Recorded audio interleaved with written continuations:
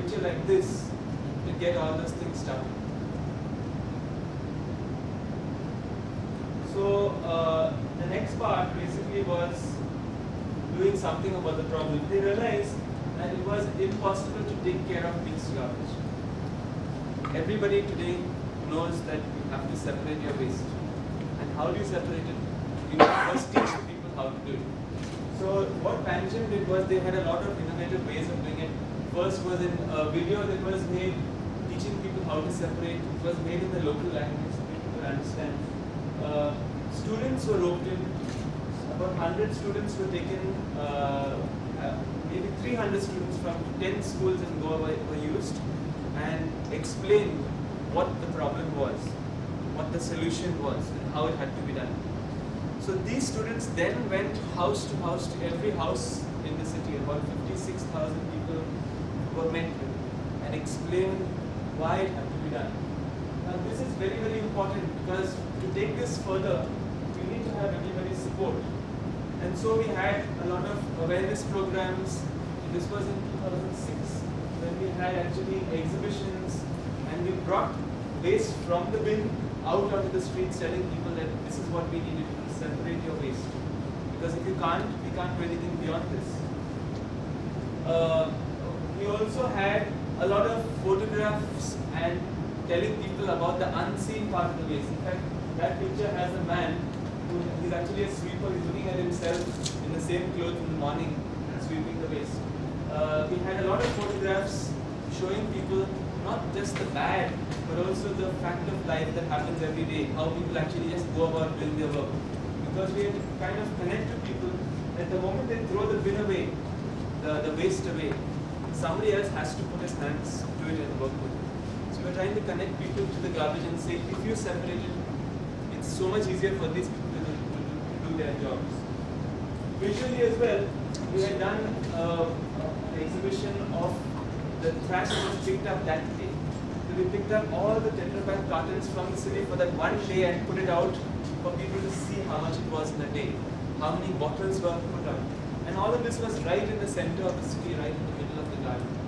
So there were a lot of people who woke up to the problem and realized that they had to do something. At that same exhibition, we had a lot of alternatives to plastic bags, taught people how to make paper bags, and told people that you don't have to look too far, there are lots of manufacturers and alternatives here. But this helped us do what we had, what we needed, to separate the waste at source. When you do this, this is 90% of the problem, convincing people that you have to separate your waste. Because it's so easy to mix your waste, so difficult to separate. And we were very lucky actually, and it worked. We had a lot of cooperation from the people. We had about 80% of the people actually separating their waste. And then it was possible to do things with the same existing infrastructure. This is actually the end of the second part. I'll just start with the third part then, which is the positives of this city. Now what happened was, with this crisis, the authorities took it very seriously. If we did not have a crisis, if the fire was not burning, nobody would have even considered it. Which is why today there are few other cities in Goa that are actually doing anything about their waste, because they have a dump site, because they don't care, because the citizens don't ask questions. In Panjim, that was the problem. They had no place to take it. So the only way out was to do something with the waste at source.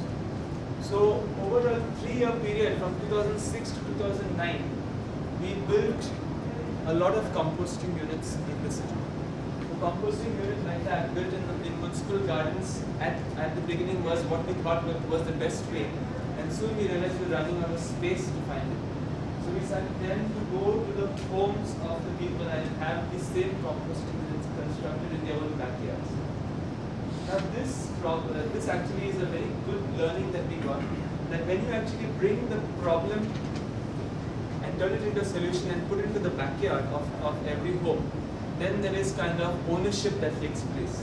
The composter actually runs better than on the street, because if it smells, you're going to be affected, so you make sure that it runs well. And a lot of people started to connect to these composters.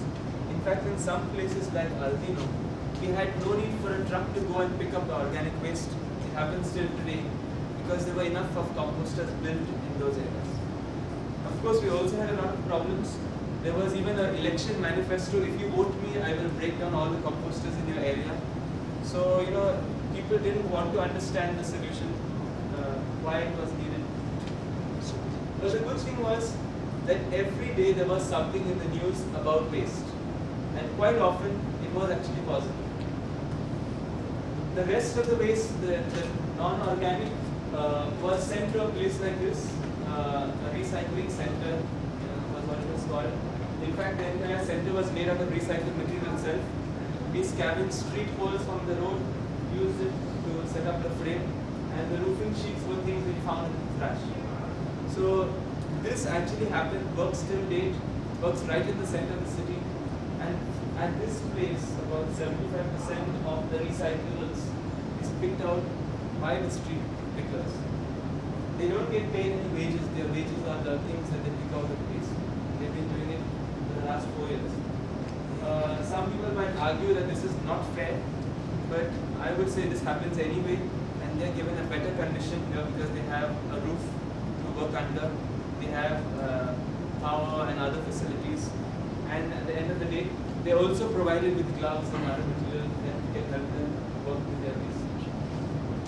Composting was also tried in many other forms. Besides having composting done in individual homes, we tried every possible method of composting, which was very good because we learned a lot. Composting in all over the world varies, and we realized that when you take something like slaughterhouse waste, you can't just compost it in the normal way. You have to find different ways of composting. And there was nobody to help us. If we went to the Pollution Control Board, the people that are supposed to help us, they'd ask us questions instead. So we realized that the best way to do it was just to experiment, and we tried lots of experiments, and at the end of the day we found that quite a lot of things actually matter. So in these 3 years, we built 175 composters, which actually most of them still function, and that took care of almost all the household organics. The inorganics go to recycling, while there are still some problems with the bulk generators like hotels and the marketplace. Today, Panjim handles most of its waste in a proper way. We were also able to map the city using some very simple technology using mobile phones. Some of these phones have satellite navigation, GPS on it. So what we did was we just put a guy in one of these trucks and actually went across the city, mapping all the points he stopped at, and did a kind of a routing of the city. We were able to use the same trucks in multiple routes just by having a look at how they go. In some cases, the truck went by the same place at least 4 times in a day, and it actually needed to go only once.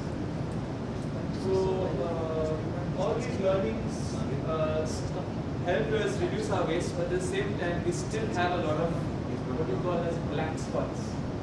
Black spots are areas where people throw trash, and we realized that it's very difficult to keep a city away from black spots, because if you keep an entire city clean by picking up waste from the doorstep, there's always the people that come from another city, another town, or the neighboring villages that come and litter the city as well. So one way of doing that was actually to get their cooperation. It never worked really, but we found that we still needed a landfill for about 85% of the waste.